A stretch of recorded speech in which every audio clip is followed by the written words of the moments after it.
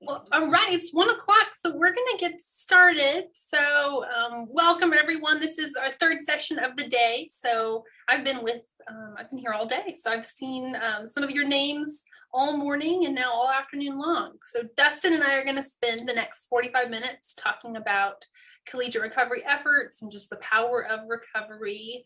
I want to do just a few housekeeping things since I'm also helping support these presentations as a part of my role with the Social Work Student Association. Number one, make sure that you're muted. So that's really important for avoiding background noise. The second thing I want to just mention is that next presentation is on practicum readiness, and it is a little bit different. If you're a Norman student, there is a separate link because we're going to have a separate presentation for Tulsa students and for Norman students. And those of you that are attending that are professionals, that's a great hour-long break for you to make sure that you're either attending to work or taking care of yourself or stepping outside and getting some sunshine, however you're gonna fill that time.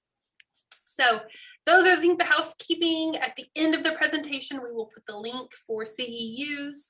So make sure that you fill that out. It's just one per day. So this is day 2 of 3 days of sessions. So one CEU evaluation is required for every day that you attend CEU. So make sure that you get one of those filled out by the end of the day if you are planning to seek CEUs.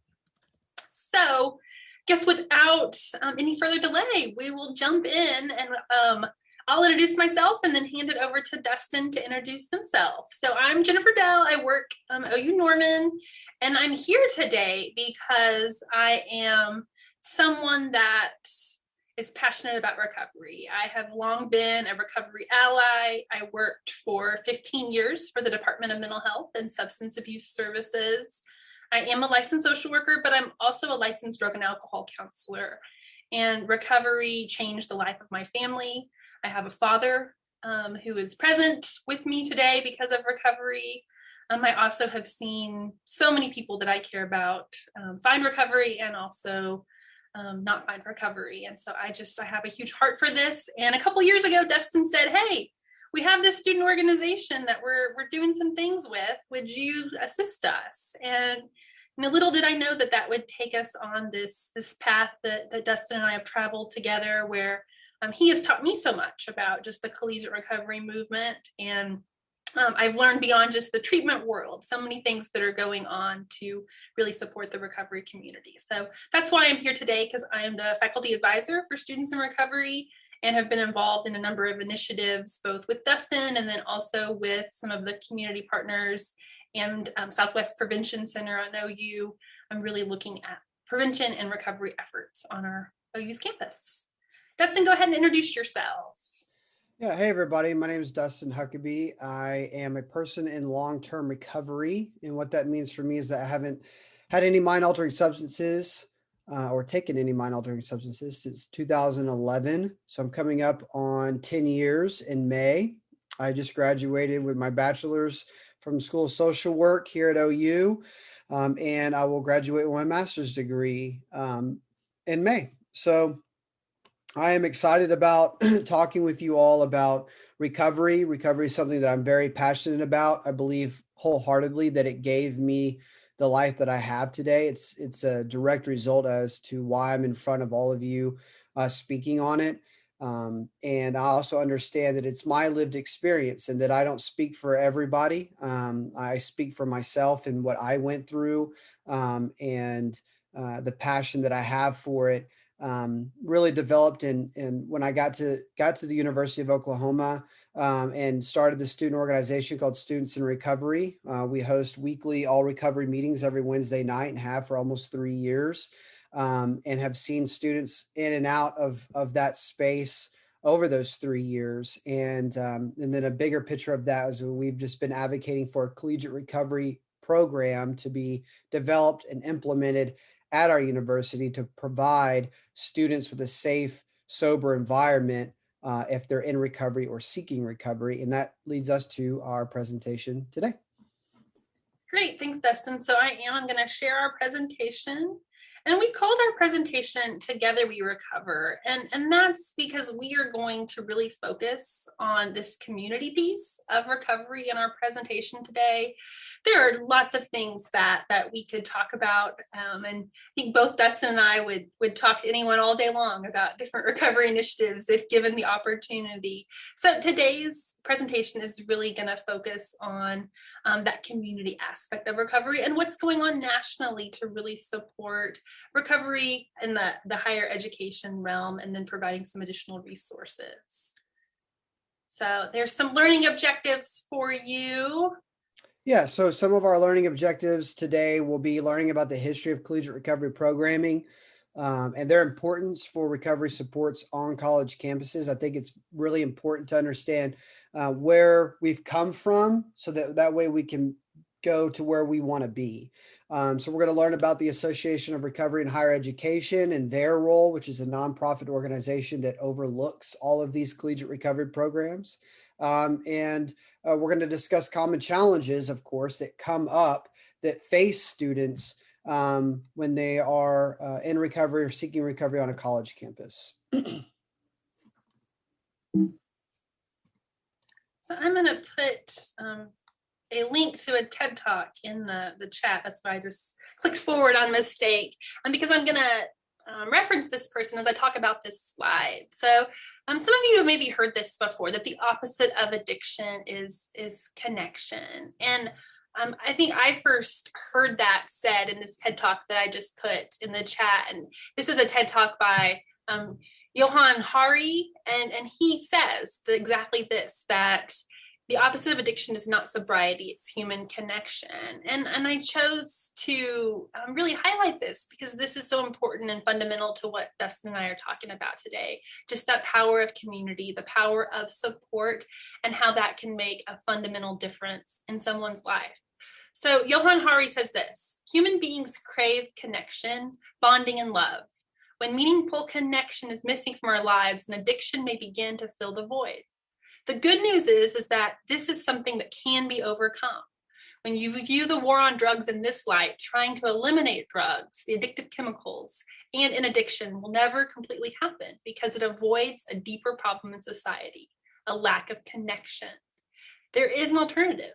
You can build a system that is designed to help individuals reconnect with the world and so leave behind their substance use. So some of that's paraphrased, but we, Dustin and I, both believe in just this power of connection and in the power that can have on someone's recovery. So that we can be kind of on that same page, I also want to just highlight some of the different dimensions of recovery. And this definition comes from SAMHSA, the Substance Abuse Mental Health and Services Administration. So we're looking here from SAMHSA's defining the dimensions of recovery as health, home, purpose, and then you'll see what we're really highlighting in this presentation today, that piece, that community piece. So health, overcoming or managing symptoms, making these informed decisions that support an individual's well-being, their overall physical and emotional health. Home, the stability, safe place to live.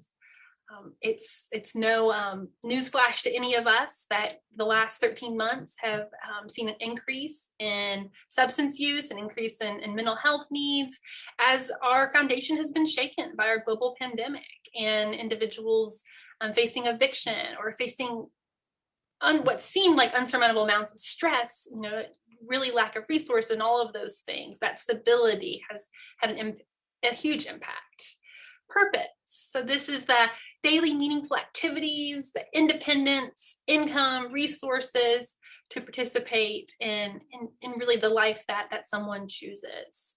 And then this vital aspect and the really cornerstone of what we're talking about today, the relationship, the social network, the support, the community that really allows someone to feel connected. So we're going to talk about collegiate recovery communities, and this community, this connection piece, and how that shows up in collegiate recovery communities across the nation. And then towards the end of our presentation, we're going to connect that back to things that are happening in our own backyard, and then also ways that you can choose to get involved and be connected to part of this movement. Yeah. So thank you for that, Jennifer. I definitely love the quote that you read, and a little bit about the history of collegiate recovery programs is that they started in the 1980s, and they were just to meet the students' needs. They found that the students were struggling with substances, and they wanted to figure out how can we best serve our students. And so they came up with this concept of collegiate recovery communities or programs. They could be interchanged that first addressed substance abuse and alcoholism. And so Brown University, Rutgers started in the, obviously you can see on the slide in the late 1970s and early 80s.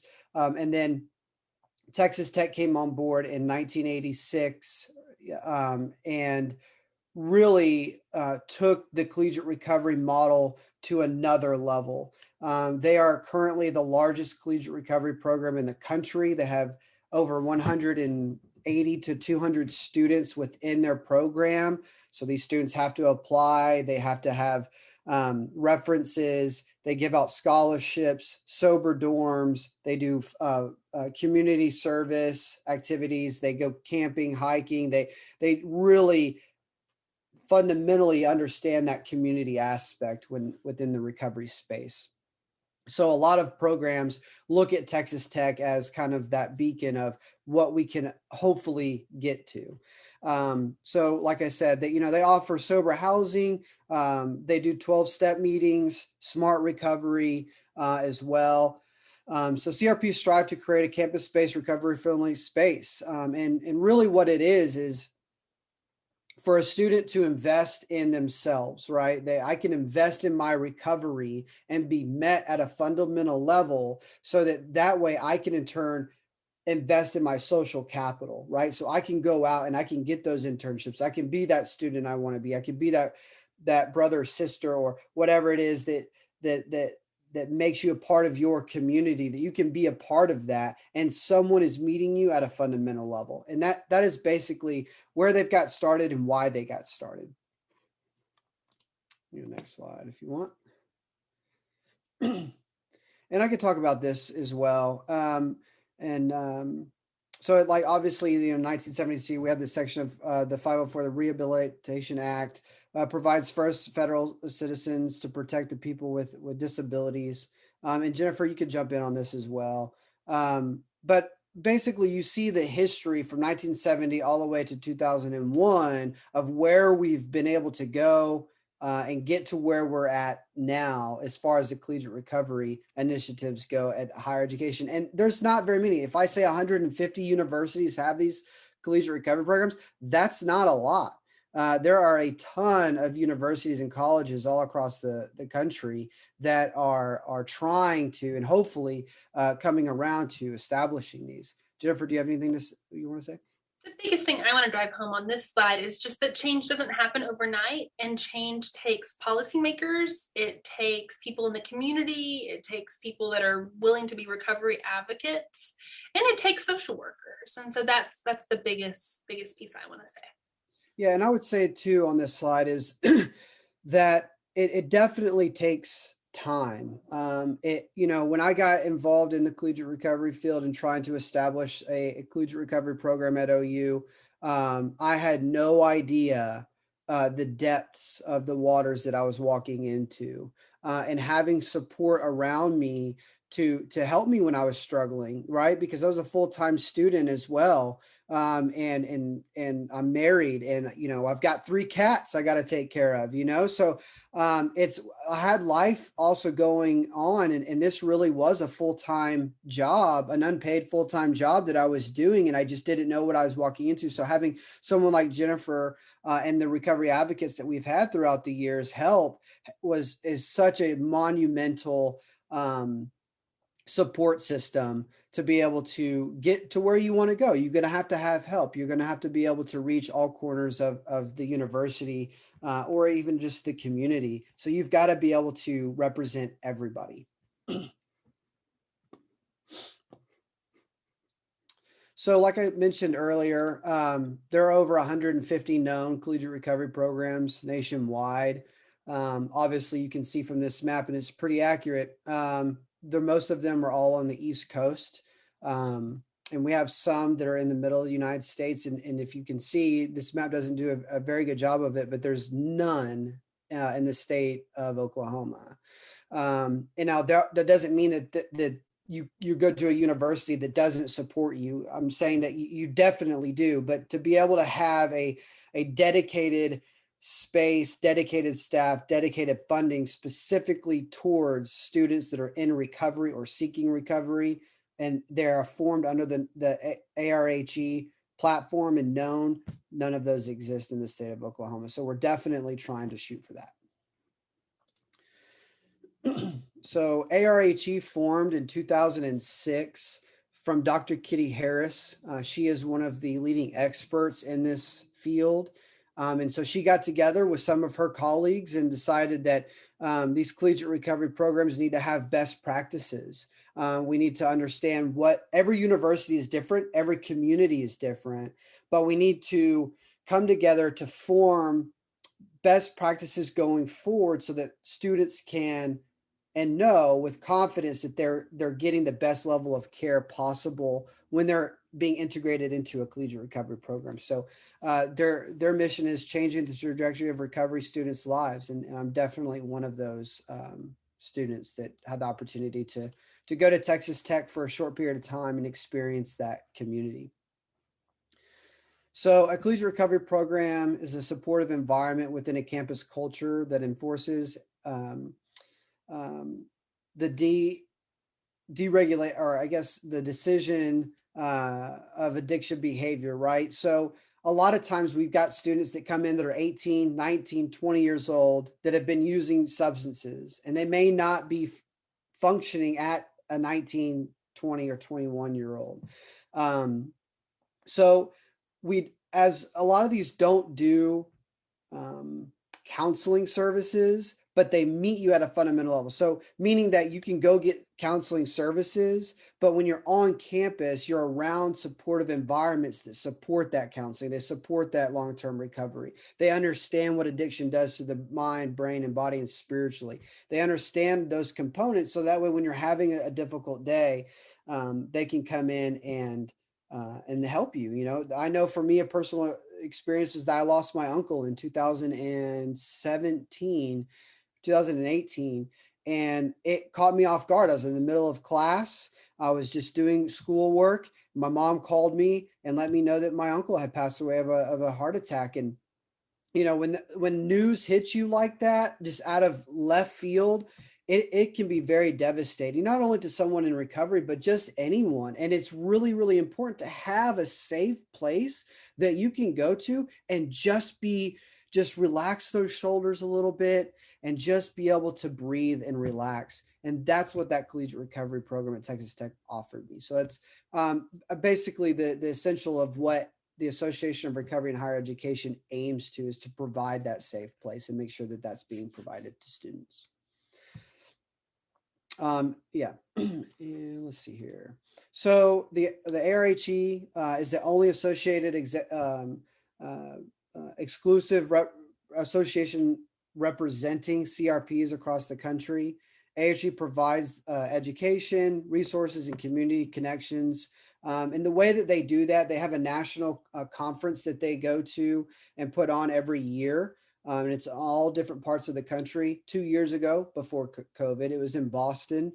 And it's awesome. You can go there. There's about 1,500 to 2,000 folks from APGs, collegiate recovery programs, therapists, parents, educators from all over the country attend this conference, because we want to be able to support our students in the best way possible. Same with our families and our community members. On April the 15th is National Collegiate Recovery Day. So we're all going to wear purple. We're going to jump on a Zoom and we're going to snap a picture, and we're going to kind of just try to take over social media and just let people know that recovery happens. And a lot of times, folks that are in recovery kind of shy away from that. They don't want people to know, and that's totally okay. But there also needs to be some folks that are excited about recovery and that are out loud about it, so that people know that that space is for them too, and that that space is attainable to them. So they do community. They have a community of professionals, administrators, faculty, staff, students, and policymakers that attend their national conference.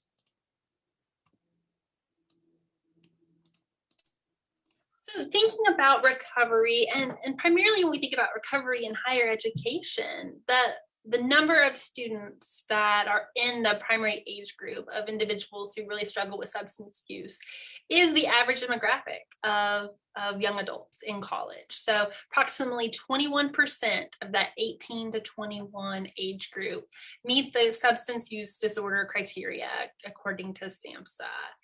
And recovery is also defined a lot of different ways. And so there needs to be multiple different pathways to recovery. And so that's one of the things that students in recovery on OU's campus, and then these other programs that Dustin has been talking about and will continue to talk about, really do for students and students of any age, is they provide that pathway. They provide an opportunity to plug in, to have an environment where they can disengage from behaviors that were taking them in a direction that was not productive to their educational goals. And we know recovery, just like addiction, spills over. So it's that ripple effect. So the use might impact you with legal charges, impacts family relationships, or relationships with significant others, relationships with friends, jobs. There's that ripple effect with use. There's the same ripple effect with recovery. So you strengthen the relationships with those important people in your life. That GPA, if your student, goes up, your ability to, be task oriented on the goals that you set for yourself and be able to follow through with those things are all able to be strengthened. And the important and is that those things don't happen in isolation. And recovery can be really isolating, because you can't walk down the street and say, oh, that person has a substance use disorder, that person has a substance use disorder, oh, that person definitely needs some help. It's not like that. We can't look at that. It's this hidden need oftentimes. And so figuring out ways, yes, in the collegiate recovery community, but just in our own communities in general also, and how we can bring the stigma out and bring individuals that are seeking help out of the shadows is such a fundamental part of the role that we can play. So many times individuals delay getting into formal services, because of a variety of reasons. But one of those reasons is that they just feel that isolation. And so having these formal and informal community supports is such a great service to be able to provide. So the collegiate recovery movement really filled that void. It filled that gap. It responded to this need of students who said, hey, what about me? I'm slipping through the cracks, and I really want this education. I want this goal for myself, and I don't know how to get there because I'm also really, really struggling with this aspect of my life. For those of you that attended Dr. Ferris's presentation, last, I feel like this community is one of those hope bringers, right? So it provides just that type of hope. And so this recovery movement has also tried to expand what people think about when they think about recovery, that it's not a this or that. It doesn't have to just exist in you do this to be able to be abstinent, or you are on the other end of the scale. So it's not a only 12-step model or an only you go to this group model. It is, much more expansive than that, and provides these paths to wellness and well-being that many can fit in, depending on what their goals are for their lives. And even though people we can forget the importance of this, or individuals can go underseen, I want to show this slide to highlight just looking at a place even like the University of Oklahoma, just when you do the math, the simple numbers game, the number of students that would meet the criteria for having a substance use disorder is pretty staggering. So if we think this is data from 2 years ago, but the enrollment data is not far off from where this is. So looking at the total number of students at the University of Oklahoma, and then this is percentage, a formula from Texas Tech.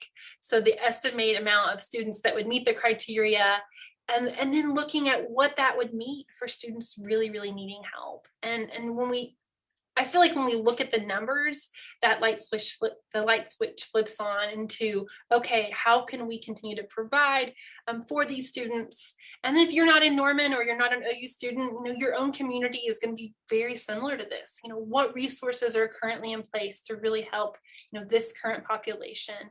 And taking a long look at that is again, just turning on that light. Yes, well said. And I just also wanted to say too is that this month is Indigenous Awareness Month, and we will definitely we will be partnering up with the Native American student organizations this month to bring awareness there as well. And I'm looking forward to those events that are coming up. And I say that to say that collegiate recovery has struggled, right? There has been some limitations, and this isn't on our slide, but it's just something that's been coming to my mind recently. Is that I'm a white male, right? And so society has tailored things that have benefited me, even though when I was 18, my addiction led me down a path where I had a criminal history, and all of those things. We definitely need to do a better job of making sure that our spaces are equitable, diverse, safe, brave spaces for everyone to feel comfortable in. And with that being said, so Collegiate Recovery 101 basically is that the university provides addiction recovery support services. So these typical components include a meeting space for students, dedicated staff, supportive services, and housing accommodations on campus. All of these are dedicated places for students to be able to go at any given time to be around that community. And I want to talk a little bit about that community on this slide as well, is that the community piece is so vital because every place on campus at OU or any college, it doesn't matter, of any size, has communities that make up the larger community that is that college or is that university, whether that be Greek life or athletic programs or social workers or scientists or doctors. It doesn't matter. All of these are tiny little pockets of communities on campus. And so that's what we're trying to provide, is that pocket of community that for students that typically don't advocate for themselves until it's too late. They're having to withdraw from the university. You saw on the slide previous to this, there's 452 students at any given time that are in recovery or seeking some form of recovery on campus right now. So providing that space for them is so vital. We go on to the next slide. So it's a social justice issue, right? So promoting inclusivity and an underserved, marginalized population. We all know about the stigma that goes on with recovery or being in recovery or wanting to approach recovery or having a substance use issue. So we all know that we work with that. If you're a social worker, you're going to work with people that have substance abuse issues. So we all know that it's a social justice issue. At a university level, it's a reputation issue. So as programs grow in strength and reputation, they attract students looking for a recovery program. So Jennifer and I have talked about this, and I've talked about it with Dr. Kitty Harris too, is that finding that research on if students, are they more likely to go to a university that has a collegiate recovery program than not go to the university that doesn't. And so hopefully that research gets done, but right now you can see that parents are definitely making that trend of making sure that if their child does have that issue, that they get that support met. It's also a student success issue. So across 29 collegiate recovery programs nationwide, the annual relapse rate ranges from 0 to 25%. Uh, that's really small. That's a really small percentage when it comes to students. So the academic achievement surpasses the host institution overall outcomes, meaning we have higher GPAs. When you put students in an environment that supports them at a fundamental level, and they understand that maybe this is their third or second chance, these are the resilient ones. These are the ones that you want on campus, that are going to go that extra mile, that are going to put in that work, that understand where they're at because they've had some life experience. And so they put in that work because they understand what the alternative is. And I can tell you from my own personal experience, when I walked into Texas Tech coming from a community college, they required me to have a 3.0 GPA. And that first semester, I think I had like a 2.3 and I got a C in the history of rock and roll. I had no idea how to study. I did not know how to be a student. And that's that community piece where I asked my peers, how do I go about doing this? How do I study? How do I keep notes? What notes do I take?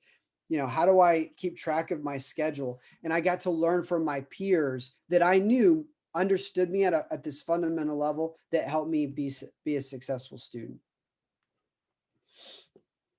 So, of course, we look at Erik Erikson's stages of psychosocial development theory, right? So the question is, who am I and what is my place in the world? When you're looking at folks that are 18 and young adults, 18 to 23, right? That's the question of who am I, what am I, and what do I stand for? What do I like? We're trying to figure this out. Well, when you put substances in my body, it stops this prefrontal cortex, right? It stops that brain development and stops me allowing it. I no longer am growing, right? I may be growing up, but I'm not growing developmentally. And so that those questions of who am I trying to figure out, that stops because addiction takes over. And now you're left with this question of, without those answers, negative self-identity develops, right? So low self-esteem, depression, anxiety. And those typically that will carry on into later life. And we can go into the next slide as well. So, and I love these slides so much. And I got these from Tim Raybolt, who's the executive director of the Association of Recovery in Higher Education. And you look at the average age of the first drink is 13 years old. And then you go up this chart, and it says the age of stable recovery is 41. So everything in between that is this cycle, right? The addiction related consequence. I got in trouble. I got kicked out of my house. I got some legal issues, these types of things. And then the average age to treatment is 31 years old. And then I'm in this 10 plus cycle of relapse, right? In and out. That was my story. When I was 18 years old, I went to treatment and I was in and out for about 5 years until, look, see that? I did the math. 18 and 23 is 5 years, right? So look at that. I got sober at 23. See, social workers can do math too. So the loss to the individual is plus or minus 16 years, right? So let's go on to the next slide. Here's what collegiate recovery programs do. So the age of the first drink is about 16, right? Because some of these students are going to be in APGs, hopefully. And then you look at the age of stable recovery is 26 years old. So when you look at the relapse cycle, maybe it's that 5-year gap. That's exactly what happened to me. This is all unbeknownst of collegiate recovery, but that's what happened to me. And all APGs are alternative peer groups. And they support students that have maybe had trouble in high schools. And so they come in and they help students that struggle with substance use dependency at an earlier age. So sorry I did not clarify that earlier. But the relapse rate is plus or minus 5 years. And then you look at CRC's reduced recovery and relapse cycle by 15 years. So instead of getting sober and staying sober at 41, hopefully, and it's that age old saying, I lost my dog, I lost my wife, I lost my husband, I lost my partner, lost my house, lost my job. I'm broken. I'm homeless. I don't know what to do. I'm 40 years old and maybe I lost my career, right? So what we want to do is we want to raise that bar to where they can be met at the average age of 26 years old, so they don't have to experience those things. That's the whole point of this, is that they don't have to experience the loss of all of those things that they could have held on to or can grow into at an earlier age. I got sober at 23 years old. I'm 33 right now, and my life is drastically different than it would have been if I wouldn't have found recovery at 23, and especially collegiate recovery when I found Texas Tech. So it changes things at that individual, the fundamental individual level. And that ripple effect really shines through here. It changes things at the family level, it changes things at the community level, because Dustin at 33 now with an MSW is going to have 30 plus years of being able to be a productive social worker and give back to the community, where as Dustin at 45, yes, could have still gone on to do great things, and that time would have been shorter, the time that those years that Dustin would have felt like he was really honoring his full well-being. And I will say this too, is that collegiate recovery for me personally, it changed the relationships that I had with my friends and my family. I will have the highest level of formal education out of my entire family come May 15th. And that is a direct result of collegiate recovery programming. It's a direct result of community that I've had with ARHE, and my own recovery journey. So obviously we're going to meet some common challenges, right? We're going to have criminal records and court cases. When I got into the Annie and Henry Zarro School of Social Work, I had a special little meeting, which I think Jennifer Dell was in there and all of that. And they asked, Dustin, you have a background, what are we going to do? And I basically just spilled the beans about me being in recovery and told them about collegiate recovery. And luckily all of that stuff has been able to go away and get off my record due to my recovery. And, but those are common cases that happen. So job searches, right? If you've got a background, it's really hard to get a job. Balancing recovery and student life, right? I talked about losing my uncle earlier. How do I balance real life situations and my recovery and a full load of school? How do I go about doing all those things? That's overwhelming for anyone, right? Let alone someone who's trying to navigate a recovery journey. So we want to meet them at that level. Then we talked about resiliency. These are the students that you want on campus. I could tell you this. I was the last person to be voted in high school as being most successful. Like, I was not the person sitting in the front of the classroom. I was not. I failed the first grade. I didn't learn how to read until I was in the fifth grade. I struggled. And I used substances to cope with all of those things. But once all of that was out and I could be who and what I am and learn those things, that resiliency factor comes up naturally. And so I want to give back. I want to be a part of my community. I want to be a part of this recovery journey with people, to see the light come on in their mind and know wholeheartedly that they can do anything that they set their mind to. And of course, we talked about community and professional skills and networking. I've been able to go to the Association of Recovery and Higher Education and talk with them on a professional level. I've been able to meet the executive director of ARHE on several occasions. We text each other now, and I get to meet all different legislators.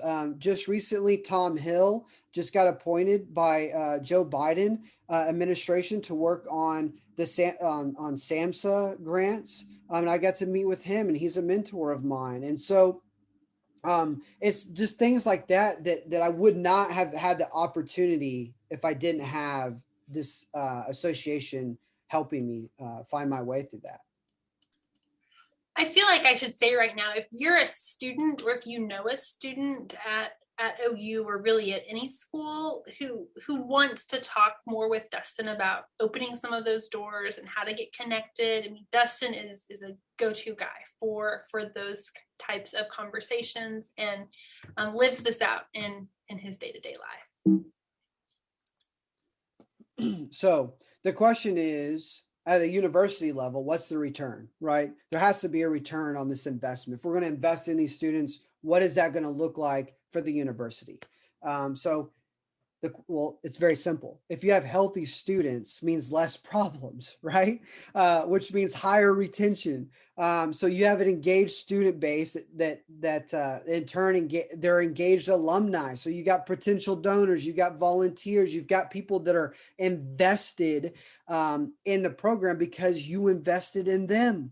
Right. I think with any job, no matter what it is, or any organization, if you invest in people, they're going to want to do a good job. I just believe that. So student success is the best business of practice for a university. If the student stays in school, they're paying tuition, buying books, they're paying for housing, they're going to football games or tennis matches or whatever it may be on a college campus, they're spending money, right? So they're helping the university that way. And then, of course, if they become for those students who become successful alumni, this helps with the prestigious look of the university, that helps with rankings and the chance of breaking into a larger untapped donor base. And some folks get scared of that. They get scared of the money piece. But at the end of the day, it's about retention. It's about keeping people in college and keeping them moving towards the hopes and the dreams that they set out for themselves in an environment that supports that. And that's what we all want. We all want to support those types of students and any student that's looking at being successful in an academic setting. All right. So research, it informs us that the most essential elements to a successful collegiate recovery program. So it's a dedicated space on campus with dedicated paid staff. It embraces an abstinence-based recovery model. So I don't, from my knowledge, I don't know of any collegiate recovery program that supports MAT or any of those types of things. And I'm not saying that is the way to go, or that's the end all be all. I'm not saying that at all. I'm just saying that that's just because they're so small and because it's so new, that's just where they're starting with abstinence-based recovery to protect those communities. So they're housed within institutions of higher education, of course, that confers academic degrees. So what does that mean? So at the University of Texas Tech, they are in the human sciences department. So the human sciences department has come up with degrees that they can give. So CFAST is one of them. It's a community family addiction studies. They also have ADRS, which is addiction disorders and recovery research, which I have my minor in. And they also just made that a doctoral degree. And so it allows students to develop and find their niche. A lot of folks in recovery want to give back to the recovery field. And so this provides them opportunity to do that. There also comes funding sources that maybe you otherwise would not be able to get. So programs provide recovery protection services and recovery capital resources. What that means, like at Texas Tech University, they have a nutritionist on site. They have seminar meetings that they have to go to once a week. They have recovery meetings that they have to go to once a week. And so and that's all supported by the Collegiate Recovery Program. So programs must include a community of students who offer each other peer support. And what that means is some CRPs have leadership programming in them. They all look different, but they all essentially have the same components. But what that means is me being able to go to my peers and rely on them. So we get together once a semester or twice a semester, and we do a service project together, and we build that community within the collegiate recovery program. And they're also nonprofit entities. Some of them are, and that just allows for donors to donate money to the cause. So Dustin and I are coming to the end of our time, and I do want to show, these are some pictures of just things that are happening around the country in thriving recovery communities. There's half of the Big 12 schools have active recovery, collegiate recovery communities. I think that's important to note. And as Dustin and I have shared, we hope that that will catch fire, and the OU will also have a recovery community in the next several years. There's definitely work in that area, but we don't have the formalized supports that Dustin was just talking about. I want to point out some of the things that we are doing really quickly, though. So look at all just the great things that are happening to really break stigma and allow students to have that community. There are 3 groups that are going on that we're still really working on getting participation. But if you are a student and you would like more information about some of these groups or about the recovery meetings, Dustin, if you'll put your email in the chat, and I'll put my email too, please reach out to Dustin and I, and we're happy to share more of these resources with you. And also the Wednesday Night University group, that's the group that Students in Recovery has. It's an all recovery meeting that's happening on Zoom with COVID. So hopefully it'll happen face to face again in the future, but that would be open to anyone wherever you are. So again, get in touch with Dustin, and he can share more information about that. There's been some great things that have gone on with our students. So they've included sober tailgates. They have included pro-social activities. We had a night of recovery in September of 2019, where thanks to one very generous donor and then a bunch of other donors, we raised $16,000 for recovery efforts surrounding student recovery. So we're really proud of that. And we hope that money can go to events and scholarships for students in recovery, and the development of continued supports, which, as Dustin and I have spent so much time talking about, we say are super, super important. So you see some of the great events that have happened. The community room being filled, that was our night of recovery, when we had a great panel of speakers, including Tim Raybolt, who's the director of the ARHE, and then other members in the community, and a student who was in long-term recovery. We saw the rally of legislators were at that event, students were at that event, some of our university staff were at that event. So just really, again, that importance of that community approach to really make a difference. I wanted to just talk about ways that people can plug in. And so I'm just going to show these last 2 slides, and then we'll be done. But in your own work, we all have a role in busting stigma. And so if you're not already doing that, I challenge you to think about the language that you use. Think about how we can really start to embrace recovery-oriented mindset and be open to all of the things that need to really shift in our society for this recovery movement to continue to take fire. And we've been talking about collegiate recovery, but what I'm saying, it goes much beyond just collegiate recovery. Faces and Voices of Recovery is a great website to look at that has lots of links to a variety of different things that you can plug into. There's also a link on their site to all of the mutual aid resources. So most of you have probably heard of Narcotics Anonymous and Alcoholics Anonymous, but there are lots of recovery support meetings that if you work with, interact with, or someone that needs those services, help is there. You are not alone. There is a community that can help support you. And then staying really up to date with what are policies that are changing. Addictionpolicy.org is a way that I keep myself updated on some of those. Some of the more national centers like Hazleton and the Betty Ford Clinic, they have podcasts that are going. Your local ATTC, which is your local treatment regional hub has a number of webinars and trainings that you can also plug into. And then the collegiaterecovery.org is the ARHE website. So lots of things to plug into. We'll try to get a resource list out for those that have been in this training, or you can message Dustin and I, and we're happy to provide any of those. So I think just the final thing I want to say is that it takes students like Dustin who are willing to champion recovery to really make a difference in the movement. So I hope some of you will join Dustin in being a recovery champion, and please let us know if you want to be a part of these efforts in any way, or if you have any questions. Dustin has his email, but I'll put mine in the chat as well. And I really appreciate everyone listening and being here to listen to this talk, because together we do recover. Thank y'all so much.